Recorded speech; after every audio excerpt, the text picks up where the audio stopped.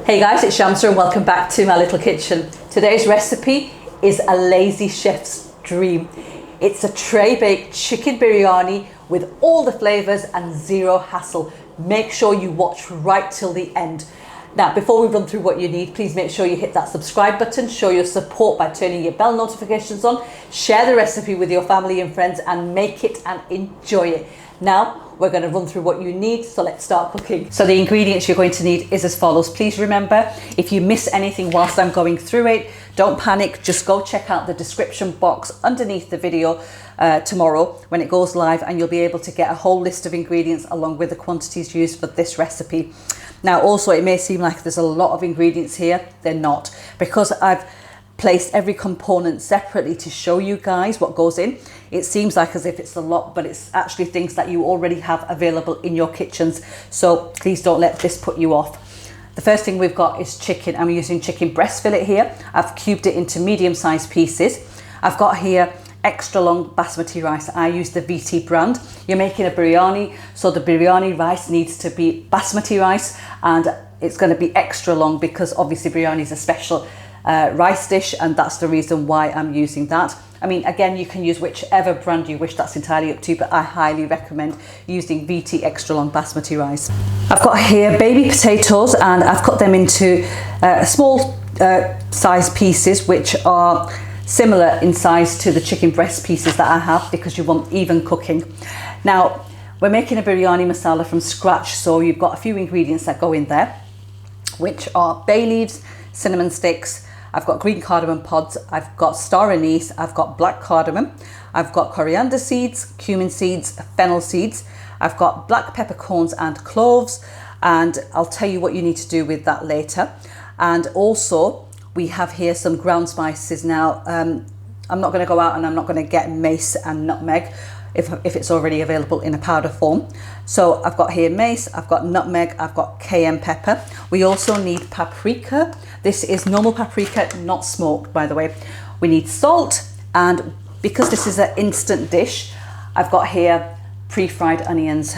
So, you know, if you can't get hold of these or you don't want to add these in, you can go ahead and fry your own onions and add them to the dish as well. We also need Greek yogurt, and I've got here some freshly chopped mint and coriander leaves, which I've just placed in this Ziploc bag just so it remains fresh. And I've got one lemon which I've sliced up and I've just wrapped it up in cling film so it retains its freshness. We need oil, we need water as well, which I don't have to hand, but I'll have my kettles ready.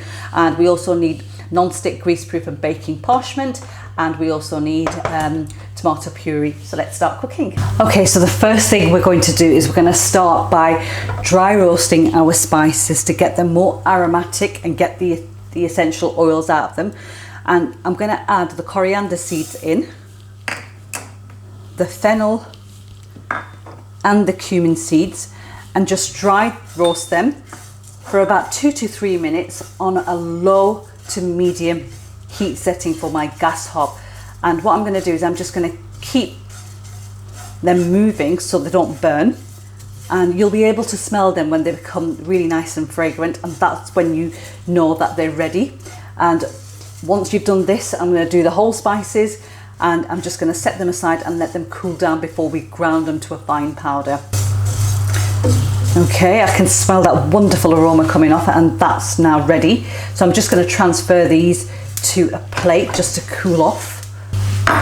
And now I'm going to do the same thing with the whole spices. So all them go in, and along with the black peppercorns and cloves, and just again keep them moving around for about a minute or two until you start to smell them. Okay, so that's now ready. Turn my hob off and just again transfer it to the plate, let it cool down for approximately 15 to 20 minutes. Right, so this is how the biryani masala looks. I've ground it to a fine powder and I've passed this through a sieve. Now, this is optional, you don't have to do this, but I recommend it, because what that does is that removes the little bits that don't ground down finely, which are the husks from the green cardamoms and the black cardamoms. Now, into this, I'm going to add paprika powder, which we already had ground, and cayenne pepper, and again, quantities will be given in the description box, so please don't panic. And nutmeg and mace, again powder form, and we're just going to mix that through like that and just ensure that it's all well combined. And once you've used this, you can store this in a Ziploc bag or a container for up to 3 months and continue using it as and when you need to.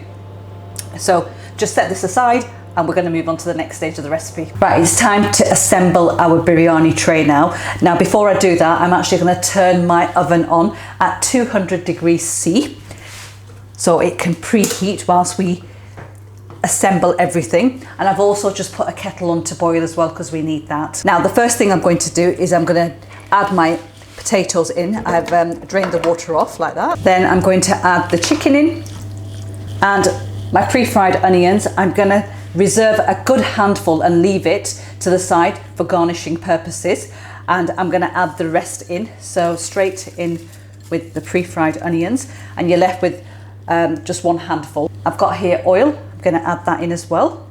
2 spoons of yogurt, and I'm also going to add a good handful of fresh mint and coriander just over like that. And now the all-important biryani masala. I'm going to add 3 tablespoons in like that. They're not level, they're actually heaped, so add that in. And now I'm just going to mix everything thoroughly. Now, this biryani is a mild biryani. I've used the cayenne pepper to give it that slight heat. If you wanted to add chili powder or sliced chilies into this, you could do. I've kept it mild because Iman actually eats it. I mean, it's got a wonderful, wonderful flavour. But if you wanted it slightly spicier, then please go ahead and add the chili in according to how you like it, either in the form of chili powder or green chilies. That's entirely up to you. Right guys, once you've marinated the chicken and potatoes in the tray like this, you can then cover this with cling film and just leave it in the fridge, and you can do this the night before and have it ready to go into the oven on the day you want to eat it the next day. Now, I've drained off my rice and I'm just going to add that over. This is the next step. So straight in with that. Just flatten it out. I'm just going to move this aside to prepare our stock. So to make the stock for the biryani, I have here a 1 litre Pyrex jug, and into that I'm going to add 2 tablespoons of tomato puree, and I'm just using a standard spoon measurement like that. And I'm also adding the salt into this, and then I'm just going to top this with boiling water to the 1 litre mark. Perfect. And just mix everything until that salt dissolves, and so does the tomato puree. Move that to the side, bring the biryani tray back, and we're just going to gently pour this around the edges first of all, like that. Just do it nice and slow because you don't want the rice to move out of place.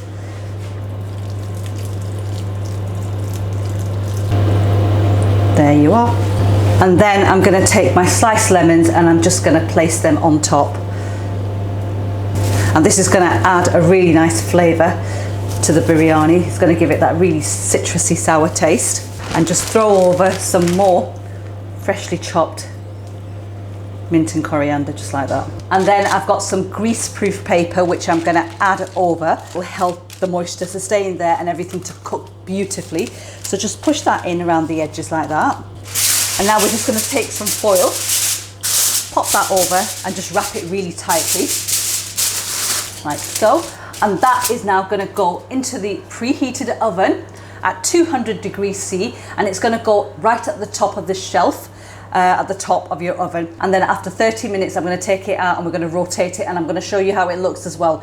So I'll see you guys back in 30 minutes. Right, okay guys, so it's been 30 minutes that the biryani has been cooking away, and I'm just going to remove the foil and show you how it looks.